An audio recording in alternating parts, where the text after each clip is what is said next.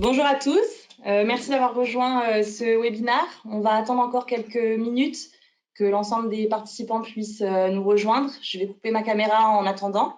Et puis d'ici 1 ou 2 minutes, on commencera à parler des différents outils pour pouvoir optimiser l'attractivité de votre marque employeur dans les meilleures dispositions possibles. À tout de suite. Donc, je suis en présence de Benjamin Dargaud qui travaille avec moi chez Coefficience, qui est le directeur du cabinet, pour pouvoir répondre à vos questions et qui est en modération. Et on a également Alice qui est là pour répondre à toutes vos questions techniques sur le webinaire. Donc aujourd'hui, on va parler d'optimiser votre attractivité employeur en 3 points clés. Comment faire et surtout, avant de commencer sur ces thématiques-là, pourquoi est-ce qu'aujourd'hui, je vous présente ce webinaire-là très rapidement pour aussi un petit peu vous expliquer qui je suis. Je suis Camille Guillot, je travaille au développement commercial de l'activité marque employeur de Coefficience, qui est un cabinet de conseil en recrutement et en marque employeur. Et aujourd'hui, je voulais vous partager les différents échanges que j'avais pu avoir avec des interlocuteurs RH, marketing, commerciaux, même avec des candidats sur le sujet de la marque employeur pour pouvoir, du mieux possible en tout cas, vous promulguer des outils à utiliser quand on construit sa stratégie de marque employeur et des mesures à suivre pour pouvoir gérer un petit peu votre centre de profil RH, comme parfois on en parle, avec brio. Pour qu'on puisse tous parler de la même chose, la marque employeur, qu'est-ce que c'est? Aujourd'hui, c'est un sujet inévitable. C'est un constat que c'est inévitable. Vous en avez déjà très certainement entendu parler, en interne, en externe. L'idée étant de pouvoir comprendre aussi quels sont les leviers d'action. Rapidement, et pour la petite information historique, la marque employeur, ça fait quelques années maintenant qu'on en entend parler. Elle a été mise en exergue par Simon Barrow en 1990 en Angleterre et un peu plus démocratisée en France et en Europe par Didier Piquet à partir de 1998. Globalement, votre marque employeur, qu'est-ce que c'est? Ça va être en fait la vitrine de votre entreprise. Donc, comment est-ce que vous allez construire ce qui est visible par le candidat initialement? Qu'est-ce que vous allez choisir de mettre en avant pour que le candidat déjà puisse s'arrêter devant votre magasin, donc votre entreprise, y rentrer, faire un achat, peut-être même racheter et ensuite recommander votre boutique à l'ensemble de son entourage. C'est la même chose pour les candidats. C'est comment est-ce que vous mettez en avant toute votre communication pour pouvoir capter, attirer les candidats, les convertir en candidats impliqués et engagés et les fidéliser une fois qu'ils sont collaborateurs. Derniers éléments de contexte, avant de vous développer les chiffres là, j'ai une simple question à vous poser. Comment et combien d'entre vous consultent les avis d'un resto ou d'un hôtel avant de réserver? Posez-vous juste cette question et dites-vous qu'en fait, les candidats ont exactement le même processus de décision avant de postuler dans votre entreprise. Donc, vous avez 90% des candidats aujourd'hui qui font des recherches en ligne avant de postuler. C'est un chiffre qui est énorme et en fait, il faut vraiment en avoir conscience pour que votre entreprise puisse se démarquer. Dans ces 90%-là, vous en avez 50% qui vont rechercher une culture d'entreprise, d'où l'importance de pouvoir se projeter en fait dans les valeurs, dans la vision de votre entreprise pour un potentiel candidat. Et en parallèle, 59% qui abandonnent leur candidature suite aux informations qu'ils vont trouver en ligne. Donc, potentiellement, tout ce qui va exister sur Internet concernant votre entreprise, que vous soyez acteur ou non de cette communication-là, toutes ces informations-là vont ou pas initier une candidature. Pour développer les outils, du coup, les fameux 3 points clés pour votre prise de conscience, disons, globale. Le point clé numéro 1, 2 et 3 sont le triptyque, en fait, un peu du recrutement et de la marque employeur dont on entend beaucoup parler. Point clé numéro 1, l'idée étant de capter les candidats pour pouvoir répondre à la question « Pourquoi faudrait-il venir chez vous ?» Pourquoi il faudrait postuler? Point clé numéro 2, convertir les candidats. Pourquoi faudrait-il y être engagé? Pourquoi faudrait-il s'engager et continuer dans le processus de recrutement? Et point clé numéro 3, le nerf de la guerre un petit peu, la fidélisation des collaborateurs et surtout des nouveaux candidats. Pourquoi faudrait-il y rester? Donc, on va développer ces 3 points-là avec quelques résultats par la suite. Et puis, ça, c'est vraiment pour la slide, pour la présentation aussi. Je vous ai mis quelques sources à la fin pour que vous puissiez, si vous le souhaitez, faire davantage de recherche et de partage de connaissances. Chacun des points, du coup, en termes de format, je les ai découpés avec donc un point clé de définition pour pouvoir vous définir le thème et qu'on puisse être sur la même base de réflexion. Ensuite, j'ai développé des outils. Donc, on a travaillé sur des listes d'outils qui sont évidemment non exhaustives, mais qui sont celles les plus parlantes ou qui peuvent être les plus faciles à mettre en œuvre pour pouvoir travailler sur votre marque employeur. Quelles sont les orientations que votre entreprise prend, pourquoi est-ce qu'il faudrait utiliser tel outil et les questions indispensables à répondre et à vous poser. Et ensuite, quelques outils de mesure, des taux, des nombres, des évolutions de chiffres à suivre en rapport avec ces outils, toujours classés du coup dans les 3 points clés, capter, convertir et fidéliser. En premier point, la partie attractivité. Donc, on va développer ici comment et pourquoi attirer les talents aujourd'hui dans votre entreprise. En termes d'identité employeur, ces items-là peuvent vous paraître simples. L'identification de votre entreprise, la lisibilité des informations qui existent sur Internet ou la crédibilité des informations, mais la communication institutionnelle ne répond pas toujours à ces questions que se posent les candidats et à la confiance que le candidat va chercher en fait en cherchant des informations sur Internet pour pouvoir se projeter, pour pouvoir être vraiment rassuré dans un processus de candidature. Par rapport à l'identification de l'entreprise, posez-vous la question, est-ce qu'il est simple sur les réseaux ou sur votre page institutionnelle de comprendre votre secteur d'activité? Est-ce que vous appartenez à un groupe international ou êtes-vous localisé? Si potentiellement le candidat a des souhaits de mobilité, par exemple international, est-ce qu'il est possible d'identifier ces informations sur votre site pour que spontanément il puisse se dire « Ah, j'ai des opportunités de carrière dans cette entreprise, des opportunités de mobilité, je pourrais partir à l'étranger potentiellement. » Toutes ces informations-là sont très importantes à identifier et ça, juste une petite anecdote à vous raconter à ce sujet concernant une entreprise que j'ai rencontrée. Les 2 RH qu'on avait en face de nous ont confié qu'elles passaient 15 à 20 minutes dans l'entretien, donc entretien physique de recrutement, à expliquer quel était leur secteur d'activité spécifique dans une grande branche industrielle du groupe international duquel elles faisaient partie.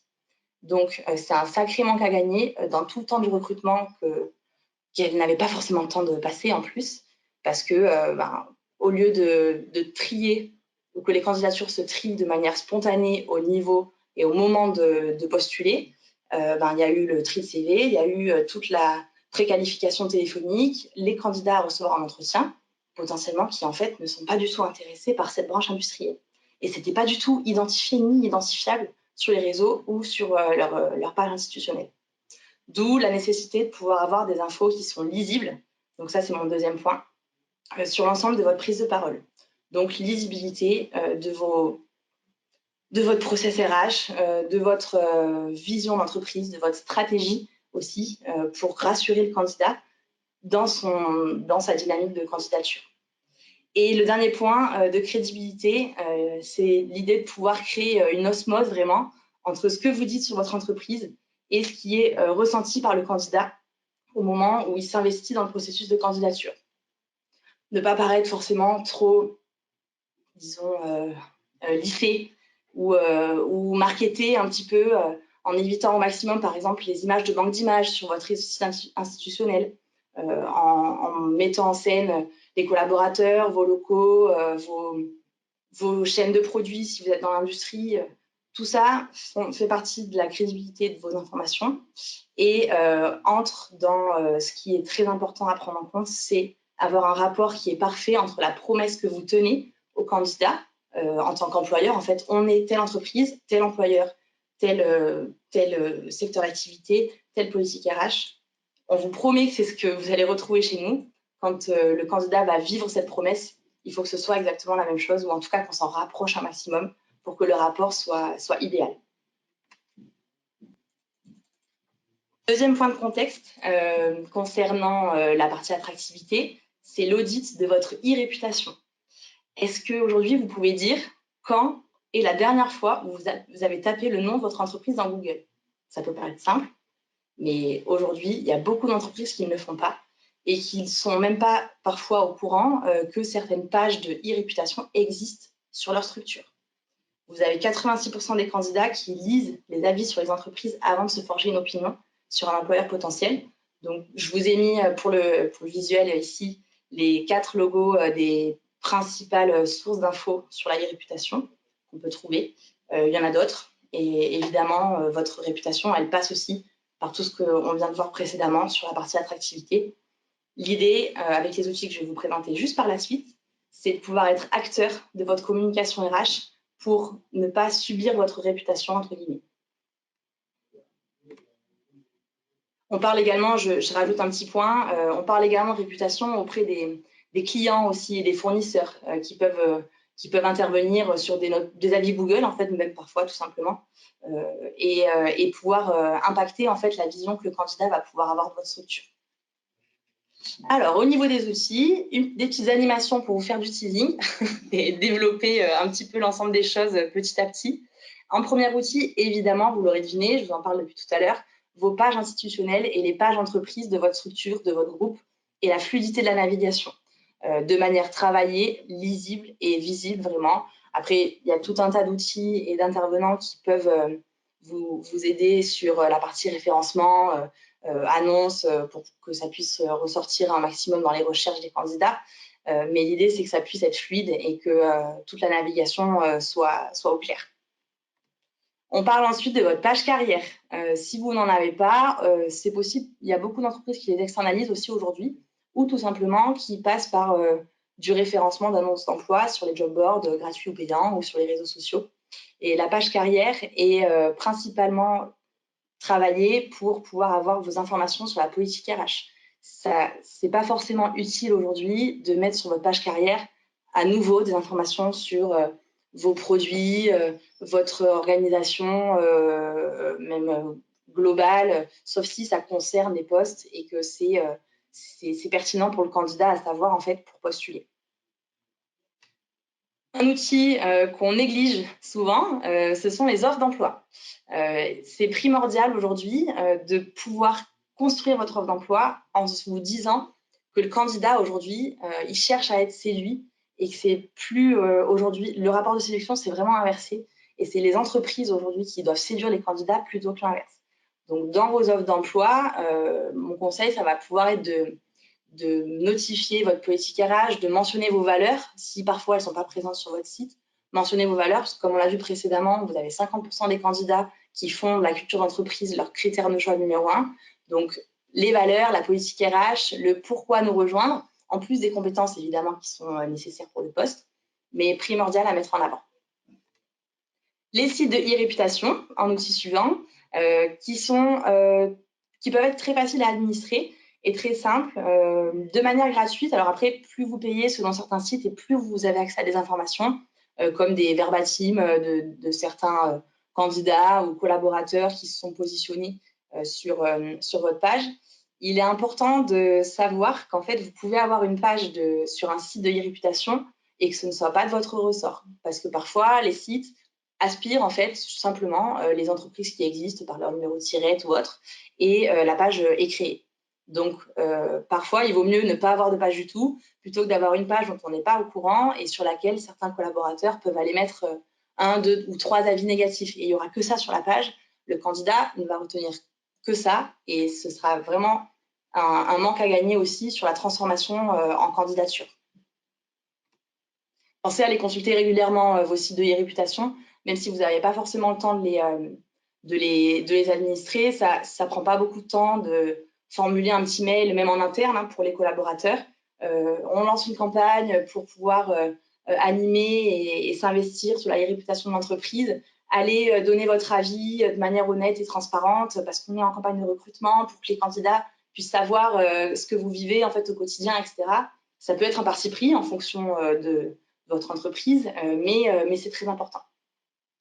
Les médias sociaux et l'utilisation professionnelle. Alors, pourquoi médias et pas réseau?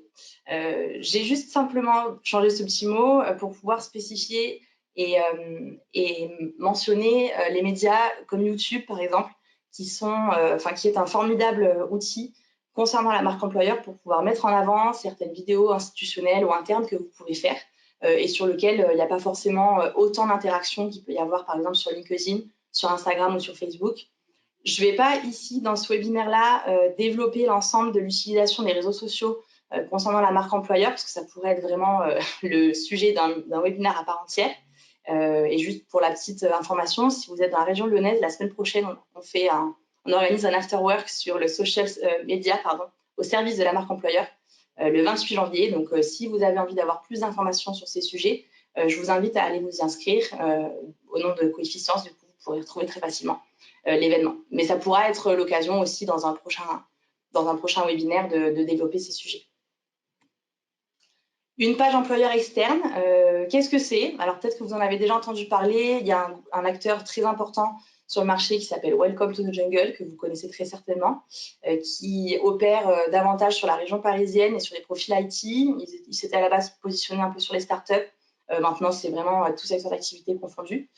C'est des outils qui sont très importants et très intéressants pour pouvoir mutualiser votre communication RH. Si vous n'avez pas forcément le temps de vous en occuper, sur les réseaux sociaux ou autres, il y a beaucoup d'entreprises aujourd'hui qui peuvent s'occuper d'administrer vraiment une page et de vous créer une page en fait que potentiellement vous pourrez communiquer au niveau de vos offres d'emploi. Ça fait partie de l'offre marque employeur qu'on développe chez Coefficience.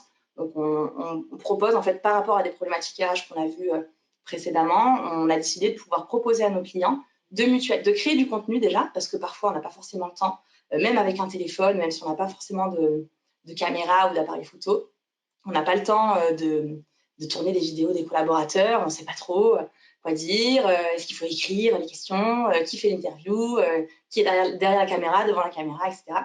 Donc nous, ça c'est des choses qu'on peut faire pour vous. On travaille avec des professionnels de la vidéo, des professionnels RH, des professionnels du digital et surtout des professionnels de la marque employeur et des connaissances du secteur RH représentés par Coefficience aussi.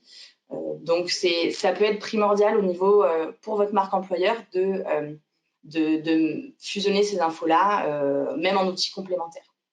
Tout ça en fonction des cibles, évidemment, que vous pouvez avoir de candidats. Petite transition, du coup, page employeur vidéo sur les témoignages collaborateurs. Je l'ai extrait ici exprès pour pouvoir donner un peu l'idée aussi de l'outil du témoignage collaborateur écrit simple. On parlait de verbatim tout à l'heure sur les sites de e-réputation. Vous pouvez avoir des témoignages collaborateurs qui sont sur un site internet, comme vous pouvez le faire parfois avec des témoignages clients.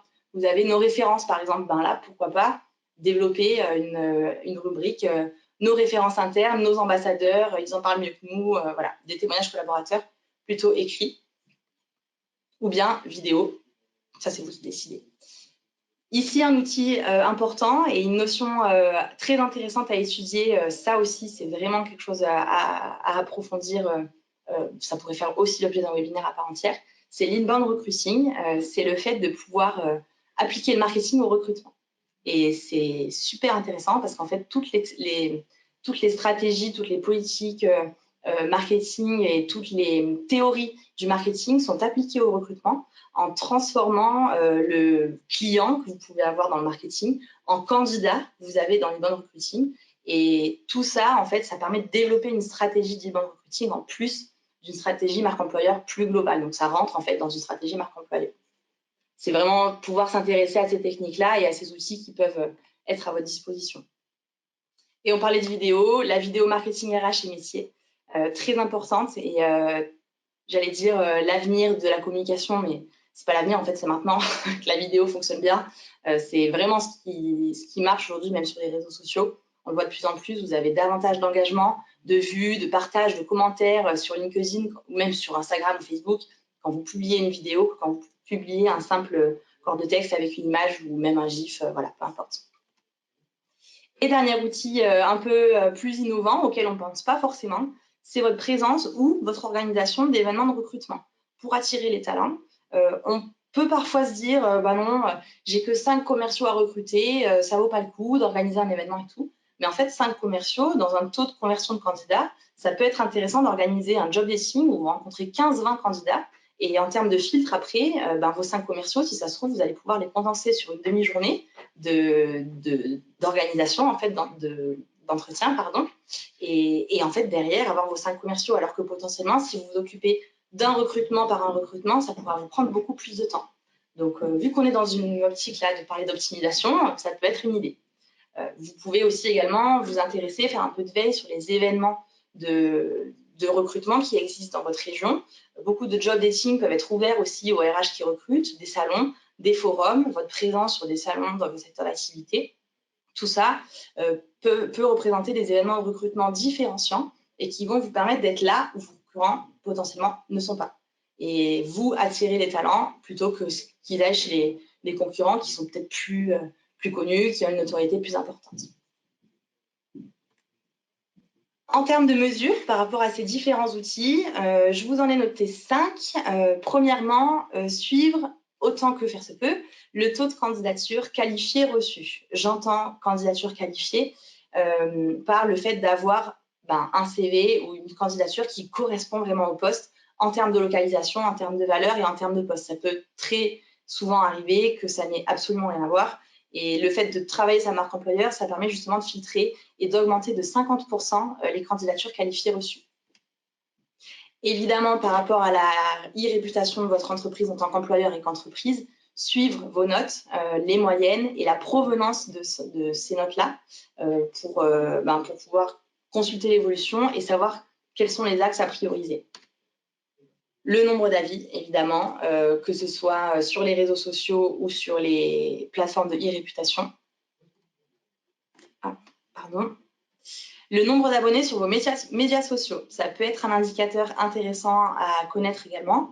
Selon les médias, vous avez la possibilité aussi de savoir qui, hors entreprise, est abonné à votre page en fonction des réseaux sociaux. Et cela peut vous donner un petit peu l'idée de ce qui est en avant, qu'est-ce qui attire le plus en fait les personnes qui ne sont pas dans votre structure. Et évidemment, en termes de qualification et d'attraction, le nombre de candidatures spontanées que vous recevez et évidemment son évolution, potentiellement avant et après la mise en place d'une marque employeur définie. On passe au point clé numéro 2, la partie conversion. Donc, on est ici sur le moment où le candidat a décidé de postuler à votre structure. Comment est-ce que vous allez réussir à l'engager dans le processus de recrutement pour le faire devenir un collaborateur à part entière? Le chiffre le plus important ici, c'est 47% des candidats qui placent l'authenticité et la transparence en premières explications quand on leur pose la question « Pourquoi vous êtes senti en phase avec l'entreprise dans votre processus de recrutement ?» D'où l'importance d'être clair au moment du recrutement et de parler et de savoir que le candidat puisse répondre à la question « Pourquoi j'ai postulé chez vous ?» plutôt que dans une autre entreprise du secteur. On va parler ici d'UX candidat. La fameuse UX candidat, c'est l'expérience en fait candidat en général dans son processus de recrutement. Comme l'expérience, on parle d'expérience client beaucoup. Ici, on parle d'expérience candidat du moment où il consulte votre offre jusqu'au moment où il est intégré dans votre entreprise, en passant par comment il a téléchargé son CV, comment il a été reçu, combien d'entretiens il a passé, etc. Tout ça dans une optique de pouvoir vous différencier de vos concurrents et convertir la candidature en collaborateur investi pour passer idéalement d'employeur parmi d'autres à employeur de choix, que vous soyez recommandable et recommandé. Les outils pour l'expérience candidat. On reparle ici du site carrière, évidemment, qui pourra convertir davantage le positionnement et la page institutionnelle qualifiée pour pouvoir contrôler la provenance des candidatures et savoir d'où vous viennent les candidats qualifiés. Ensuite, sur la partie UX candidat, l'importance de contrôler l'ensemble de votre processus de candidature. On était très récemment en rendez-vous dans une entreprise qui travaille sa marque employeur et qui s'est rendu compte, suite à notre petit audit, qu'en fait, il était impossible de télécharger un CV sur l'offre d'emploi quand on était sur un portable. Et en fait, clairement, là, ça fait perdre à l'entreprise 50% des candidatures qui aujourd'hui passent par le mobile. Donc, 50% des candidats potentiels qui ont consulté l'offre d'emploi ne peuvent pas postuler chez eux. Et c'est un manque à gagner énorme parce que juste techniquement, on n'a pas développé un petit plugin ou une petite application qui permet d'aller chercher le CV dans le stockage du téléphone pour pouvoir le télécharger ou bien même d'avoir un lien avec LinkedIn possible pour pouvoir télécharger un CV PDF LinkedIn sur l'offre d'emploi. Ici, également, sur la fluidité, là, on est vraiment encore sur le CV. Le parsing de CV qui est important et qui peut être, important, ça peut être intéressant à mettre en place, c'est le fait de développer une technologie qui scanne le CV pour pré-remplir les coordonnées, notamment civiles, les dernières expériences du candidat dans la candidature et le formulaire qu'il doit remplir.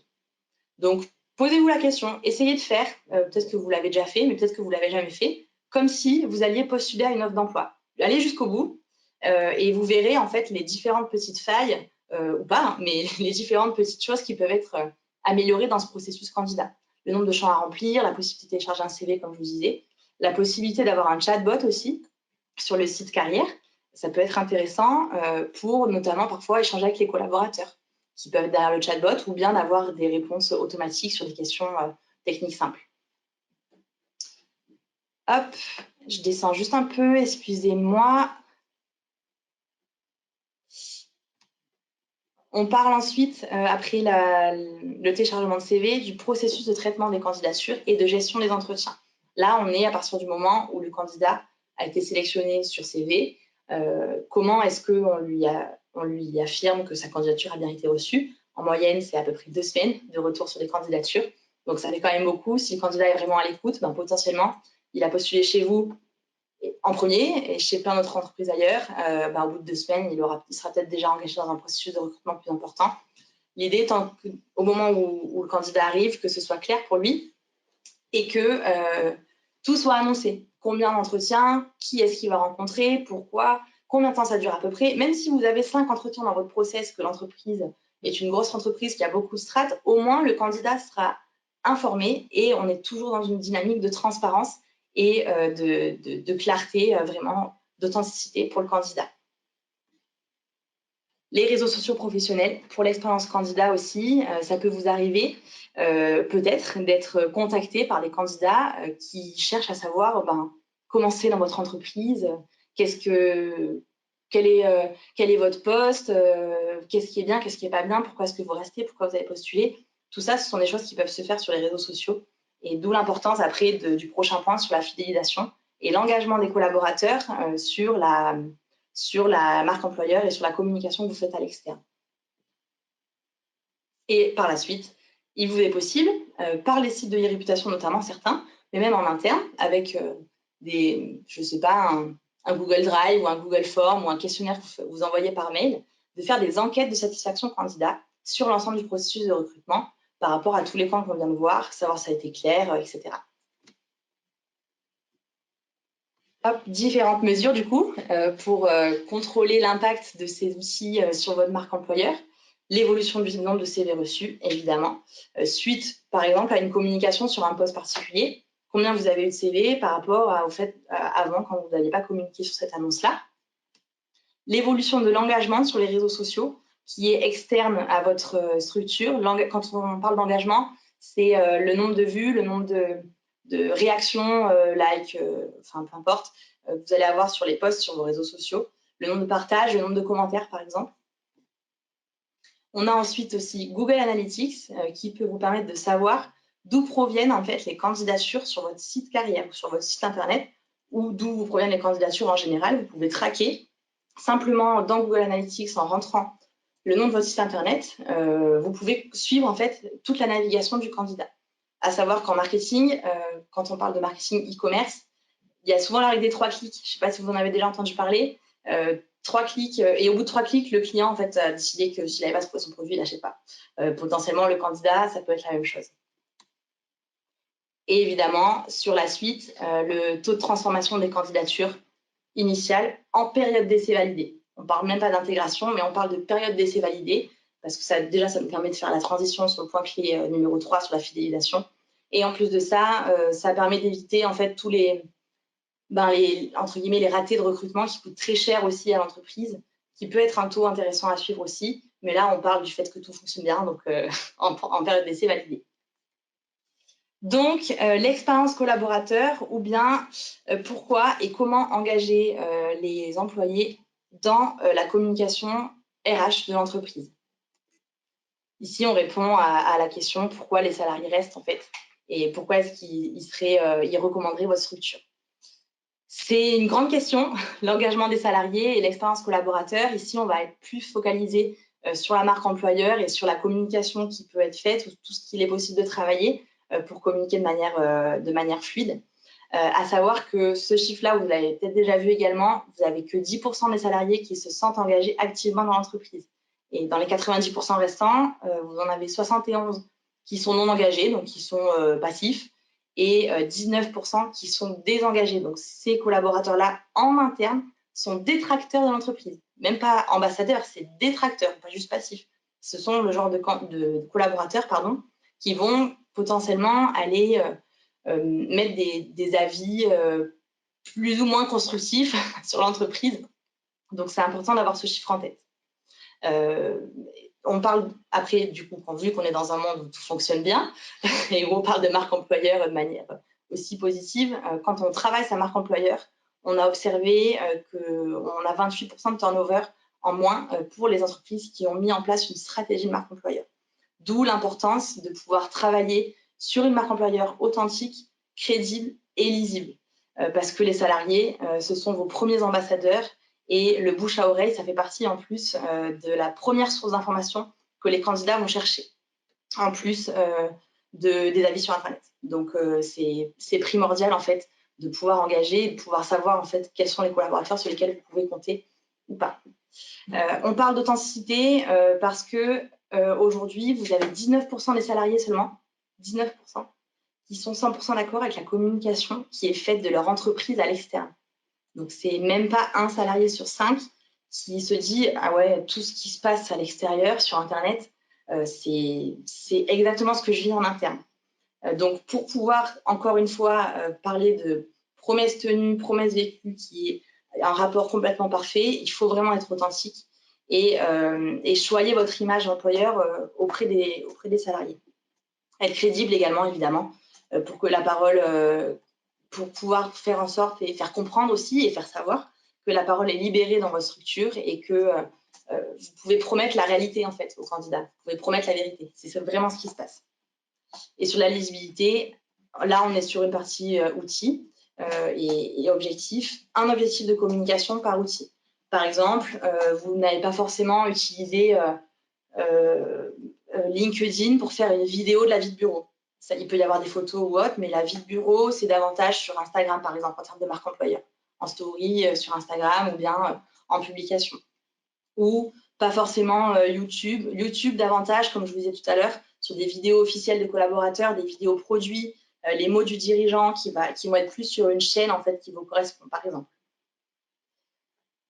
Pour pouvoir justement faire parler de ce qui se passe chez vous, parce qu'il y a plein d'entreprises dans lesquelles il se passe beaucoup de choses, mais même des petites choses, hein, vous n'êtes pas obligé d'avoir un baby-foot et d'être Google pour avoir une marque employeur intéressante et forte. Il peut se passer n'importe quoi d'intéressant ou qui correspond aux collaborateurs et à la vérité, autant communiquer en fait, et autant se servir du digital aujourd'hui. Et comment est-ce qu'on peut se servir du digital pour mesurer l'engagement des salariés ou en tout cas pour engager les salariés davantage. On parle de processus et d'outils d'onboarding, donc sur la partie intégration des candidats. Il peut être intéressant et important de clarifier les choses, de parler de livret d'accueil aussi. Quand le collaborateur arrive, c'est toujours très sympa même d'avoir un stylo, un cahier aux couleurs de l'entreprise avec un livret d'accueil qui correspond à tout ce qui se passe aux alentours, les numéros de téléphone des personnes avec lesquelles il va échanger, tout au long de son intégration. Un module RH, un planning aussi, avec des points qui peuvent être récurrents avec les managers et les RH pendant la période d'intégration pour pouvoir justement transformer cette fameuse période d'essai en période d'essai validée en fait, complètement. Il y a beaucoup d'entreprises de plus en plus aussi avec lesquelles j'échange qui mettent en place des applications d'onboarding et qui gamifient un petit peu la partie intégration en mettant en place des petits jeux sur une application que le candidat va télécharger pour pouvoir gagner des points et en fonction d'un certain nombre de points, on obtient un document sur l'entreprise, par exemple, ou la vidéo du dirigeant. Ou, voilà. C'est des choses qui sont intéressantes et vraiment dans l'air du temps. Un programme d'employé advocacy qui peut être un outil également. Alors, qu'est-ce que c'est? C'est simplement de pouvoir inciter vos collaborateurs au partage de contenu à valeur ajoutée sur les réseaux sociaux. Donc, comment est-ce qu'on fait pour faire en sorte que les collaborateurs prennent la parole au nom de l'entreprise et que ce soit valorisé et valorisable au niveau de la marque employeur? Donc, tout ça, c'est des agences de communication qui peuvent vous le procurer, des spécialistes du social selling et de la prise de parole sur les réseaux sociaux, sous forme d'ateliers, de 1 ou 2 demi-journées. Ça peut être un petit déclic et vous allez pouvoir avoir davantage peut-être de candidats aussi, de collaborateurs, pardon, qui se révèlent à vous comme étant des ambassadeurs. Les questionnaires de satisfaction, évidemment, et les sites de e-réputation.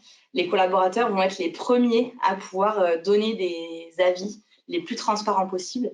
Donc, comme je vous disais, faites une campagne une fois par an sur chacun des sites pour pouvoir animer un petit peu votre page et obtenir, pourquoi pas, des labels de Great Place to Work ou même les labels Choose My Company, Happy at Work, etc. Tout ça, c'est des choses à mettre en avant dans votre marque employeur. Les outils de qualité de vie au travail et de bien-être au travail, évidemment. Ils sont très nombreux. Il y a beaucoup d'acteurs aujourd'hui qui sont très qualifiés pour pouvoir procurer davantage de bien-être et de qualité de vie au travail sur différents sujets, que ce soit de la rémunération, de l'avantage en nature, de l'avantage salarié, de l'ergonomie de poste ou autre, du team building. Il est possible après d'avoir des baromètres sociaux qu'on mesure. Des médias et réseaux sociaux sur l'expérience collaborateur. Toujours la même chose. Celui-là, je l'ai mis sur les 3 items parce qu'il est primordial et les candidats sont vraiment davantage et toujours plus connectés. Donc, ne pas négliger. Vraiment ne pas négliger. Et si je peux vous donner un conseil également sur ce point-là, la communication RH, c'est vraiment un métier. Ou même le marketing RH, c'est vraiment un métier. Donc, autant que faire se peut, quelqu'un des RH en collaboration avec quelqu'un de la communication, c'est davantage pertinent pour pouvoir avoir quelque chose de fluide et qui peut correspondre vraiment à ce que vous faites, en fait, vraiment, et à ce que vous êtes, surtout. Hop.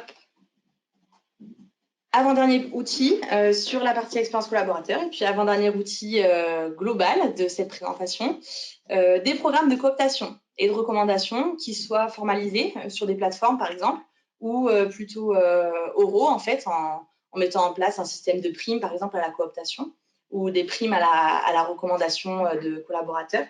Vous avez aujourd'hui une très forte importance dans la cooptation, dans la recommandation des salariés qui vont davantage recruter des gens qui leur ressemblent pour pouvoir intégrer la structure. Attention, ça peut avoir un petit penchant de ne pas recruter que des gens qui ressemblent trait pour trait et qui ça peut être un peu nuire un petit peu à la mixité des profils et des compétences potentiellement. Mais ça, c'est dans une optique où vraiment on est une grosse structure. Et enfin, dernier point, et pas des moindres, qu'on a tendance à négliger, c'est la gestion des départs.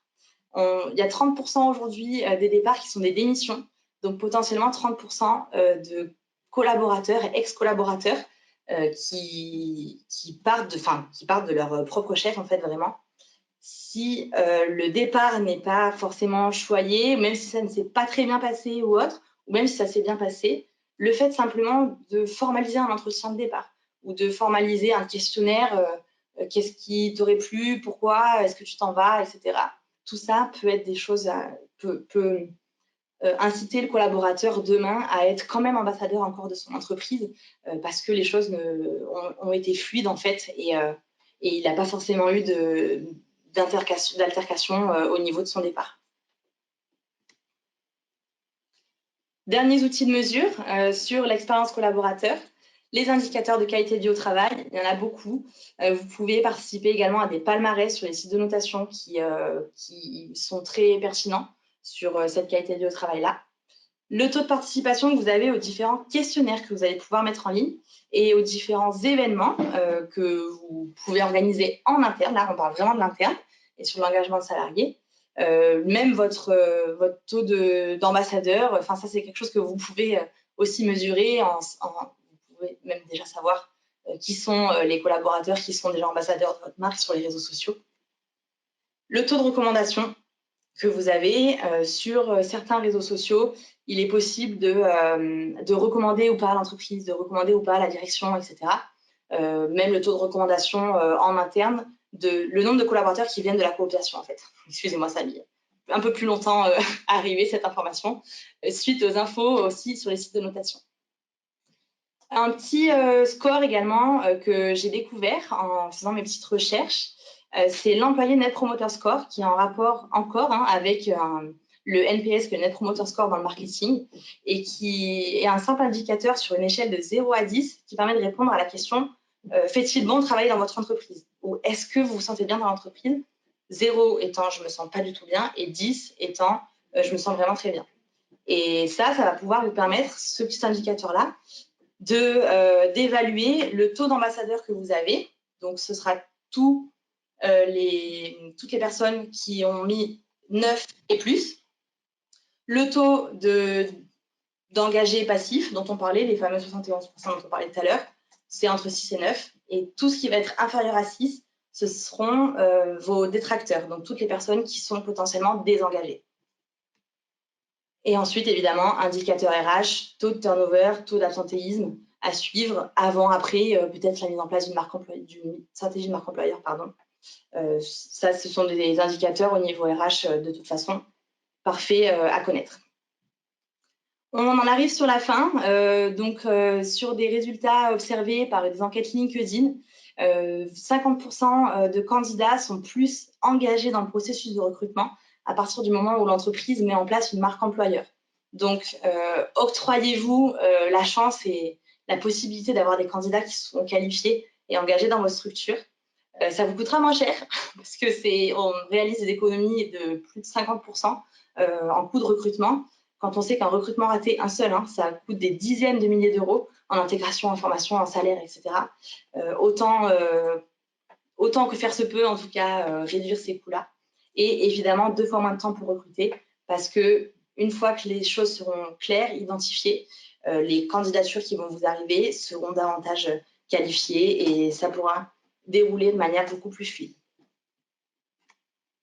J'en ai terminé, je vous ai mis les petites sources que vous retrouverez dans la présentation. Vous recevrez un petit mail par la suite de ce webinaire sur l'ensemble de... Voilà, vous allez recevoir la présentation et le replay de la vidéo également.